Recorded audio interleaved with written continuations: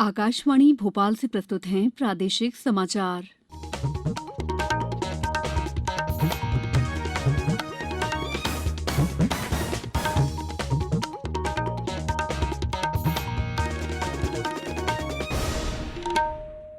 नमस्कार, समाचारों के साथ मैं दीपा सिंह। पहले मुख्य समाचार। केंद्रीय परिवहन मंत्री नितिन गडकरी ने कहा, पुराने और खराब वाहनों को प्रचलन से हटाने से 10,000 करोड़ रुपए मूल्य का निवेश मिलेगा। प्रदेश में मिशन ग्रामोदय के तहत 1.25 लाख परिवारों को प्रधानमंत्री आवास में गृह प्रवेश कराया। और सरकार ने दोहराया, जीवन बीमा निगम का निजीकरण नहीं होगा। अब समाचार विस्तार से। केंद्रीय परिवहन मंत्री नितिन गडकरी ने आज कहा कि पुराने और खराब वाहनों को प्रचलन से हटाकर नष्ट करने की नीति पर अमल से देश में रोजगार के 3 करोड़ 70 लाख से अधिक अवसर उत्पन्न होंगे। उन्होंने कहा कि इस कदम से 30 से 40 हजार करोड़ रुपए का राजस्व अतिरिक्त जीएसटी के रूप में भी प्राप्त होगा। संसद के दोनों सदनों में आज अपने बयान में श्री गडकरी ने कहा कि इस नीति से 10,000 करोड़ रुपए मूल्य का निवेश भी प्राप्त हो सकेगा। उन्होंने कहा कि इस नीति का उद्देश्य खराब और प्रदूषण फैलाने वाले वाहनों को समयबद्ध तरीके से हटाना है।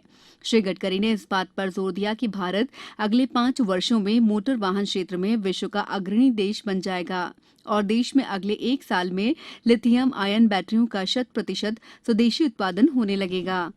पुराने वाहनों को प्रचलन से हटाकर नष्ट करने की नीति का खुलासा करते हुए परिवहन मंत्री ने कहा कि इसमें खराब हो चुके निजी वाहनों का रजिस्ट्रेशन 20 साल के बाद समाप्त करने का प्रावधान है। अगर निजी वाहन मालिक रजिस्ट्रेशन का नवीनीकरण नहीं कराते तो भी रजिस्ट्रेशन रद्द कर दिया जाएगा। सरकार ने अगले साल 1 अप्रैल से 15 साल से अधिक पुराने सरकारी और सार्वजनिक क्षेत्र के उपक्रमों के वाहनों का प्रचलन बंद करने की घोषणा की है।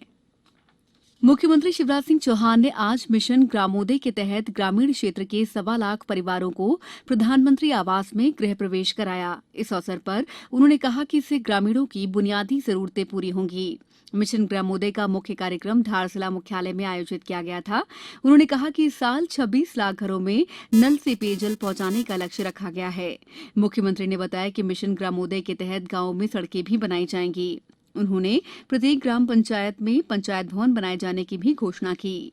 वर्चुअल कार्यक्रम में केंद्रीय ग्रामीण विकास मंत्री नरेंद्र सिंह तोमर भी शामिल हुए। कार्यक्रम में प्रधानमंत्री आवास योजना के 5 लाख हितग्राहियों को 2,000 करोड़ राशि की विमुक्ति की प्रक्रिया भी शुरू की गई। भोपाल पत्र सूचना कार्यालय के महानिदेशक प्रशांत पाठराबे ने कहा है कि पत्रकारिता के क्षेत्र में महिलाओं के लिए चुनौती हमेशा से रही है, लेकिन महिलाएं उन चुनौतियों पर हमेशा खरी उतरी हैं। वे अंतर्राष्ट्रीय महिला दिवस के संदर्भ में भोपाल पत्र सूचना कार्यालय, माखनलाल चतुर्वेदी पत्रकारिता विश्वविद्यालय और भोपाल विमेन प्रेस क्लब द्वारा संयुक्त रूप से आयोजित सेमिनार में बोल रहे थे। वहीं पीआईबी के डायरेक्टर अखिल नामदेव ने कहा कि पत्रकारिता के क्षेत्र में अभी भी महिलाओं की संख्या काफी कम है। इस क्षेत्र में महिलाओं के लिए सुरक्षित वातावरण का निर्माण बेहद जरूरी है। सेमिनार में माखनलाल चतुर्वेदी पत्रकारिता विश्वविद्यालय के कुलपति केजी सुरेश और वरिष्ठ पत्रकार दीप्ति चौरसिया और शिफाली पांडे भी मौजूद थीं। समाचारों में वक्त है ब्रेक का। कोविड-19 से बचाव और सुरक्षित रहने के 3 उपाय।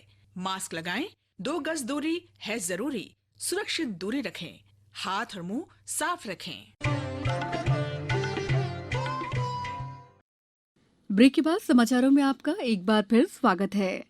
अटल नवसृजन मिशन नीति आयोग और अमेजन वेब सर्विसेज ने आज देश में नवाचार और उद्यमिता के माहौल को सुदृढ़ करने के लिए नई पहल करने की घोषणा की है। इसके अंतर्गत स्कूलों के विद्यार्थियों को क्लाउड कंप्यूटिंग कौशल की जानकारी देकर सशक्त किया जाएगा। उद्यमियों को शैक्षिक टेक्नोलॉजी संबंधी अभिनव समाधान क्लाउड प्लेटफॉर्म पर उपलब्ध कराकर सशक्त बनाया जाएगा। सरकार ने दोहराया है कि जीवन बीमा निगम का निजीकरण नहीं होने जा रहा है और इसका केवल आईपीओ जारी किया गया है। वित्त राज्य मंत्री अनुराग ठाकुर ने 2020-21 के लिए पूरक मांगों के दूसरे खंड पर चर्चा का जवाब देते हुए कहा कि सरकार ने कोविड महामारी के दौरान लोगों के कल्याण के लिए कई उपाय किए। उन्होंने कहा कि 31,000 करोड़ रुपए से अधिक की राशि महिलाओं के लगभग 20 करोड़ खातों में डाली गई। श्री ठाकुर ने कहा कि कोरोना महामारी के दौरान 8 महीने की अवधि में 80 करोड़ लोगों को मुफ्त अनाज उपलब्ध कराया गया। बुलेटिन के अंत में आप सभी से एक अपील, मास्क और 2 गज की दूरी, हाथ धोना भी है जरूरी। नमस्कार।